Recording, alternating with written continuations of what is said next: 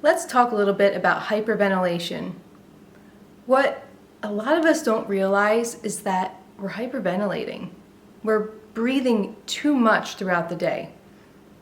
And in life, in health, according to Buteyko, overbreathing is breathing over 12 breaths per minute.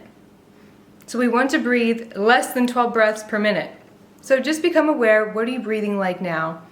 It may be more than 12 breaths per minute. And that's why the control pause is so important in tracking your progress, keeping up with how you're doing. It's going to let you know, has your breathing changed? Has it improved at all? So hyperventilation is breathing too much.